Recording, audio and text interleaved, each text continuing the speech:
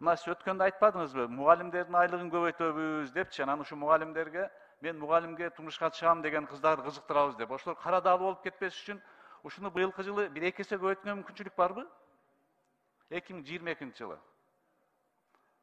Абдубахап Мамадар Расулович, siz bilesizler, men Finlandiya'nın misalını keltirdim da. Finlandiya'da yıl sayın aproslar olup turatken uşunday. Bizde dağı giyinçerek jasasak bu atağız. O yerde Finlandiya'nın kızları birinci mugallimga turmuşka çıkabız, ikinci arxitektorga deytken da. Men oşo jönündө misal katar aytkam, bирок men ümitim var, biz oşoga barabız деп. Азыр birinci kvartaldын жыйынтыгы менен 1 апрелге mugallimlerdikin, anan vraçtardыкын, kultura жана наука кызматкерлеринкин көтөрөбүз. Эки эсеби 50%-габы birinci этабында тактап, ошо birinci kvartaldын жыйынтыгы менен билинет да.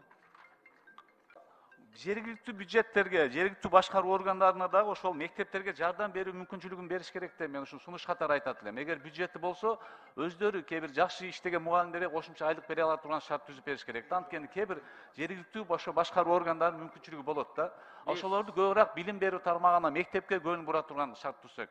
Биз толугу менен андай чектөөлөрдүн баарын алып салдык. Мүмкүнчүлүк берип атабыз. Жергиликтүү бийликтер керек болсо экинчи зарплата төлөсүн. Премия берип турсун. Кызыктырыш керек. Демек ошо жергиликтүү бюджеттен алар толук мүмкүнчүлүгү бар ушул салык кодекси боюнча. Толук мүмкүнчүлүк. Бул эми салык кодекси менен регулирование болбойт, билесиз. Бул өкмөттүн токтому менен биз мүмкүнчүлүк берип атабыз. 20% жардам бергенге, толугу менен өзүнүн акчаларын. 20%-ын ковидке каршы күрөшүүгө жибергенге, ал эми 60%-ын экономиканын өсүүгүнө. Булар ушу 3 гана параметрди биз карайбыз, калгандарын өзлөрү чечет. Бизнес дагы ошол билим берүү тармагына, мамлекеттик мектептерге жардам берет десе, кандай жеңилдик бере алабыз аларга? Биз ал жерден 5%-га вычети бар, сиз билесиз, мурунку салык кодексинде азыр дагы. Эгер андан да көп берсе, биз макулбуз да. Мамлекеттик мектепке дегенди биз кызыктырайлы, бизнес дагычы. Анткени азыр жакын арада финансы жетпей атпайбы өзүбүздөн. Анан бизнести ошол билим берүү тармагына тартканга шарт болмок да, ушундай бир карап койсоңуз. Туура, азыр мен Бишкекте Ошто жакшы жеке менчиктеги школдор, вуздар, жакшы больницалар ачыла баштады.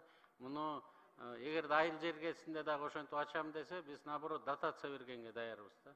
Алардан салык алууга эмес, дотация берип, коммуналдык ошо төлөмдөрүн дагы биз мойнубузга алып турайлы деген тапшырма бар президентте. Бул эмне менен регуляция болот? Ушул салык кодексимен же башка нерсе менен ошол? Жок, биз салыктан билим берүү тармагы менен медицина тармагында салыктардын баарын киргизбейбиз деген милдетибиз турат, ушул боюнча эле. Бул салык кодексинде ушундай льготасы бар да. Анан бөлөк бизнесмендер эгерде кирешеси болгон эле 10% да прибыль, налог на прибыль. Бирок ошого карабай, ошондон дагы 5%-га чейин 100% 10% болсо, ошонун 5%-ын билим берүү тармагына берем десе, биз макулбуз да. Рахмат.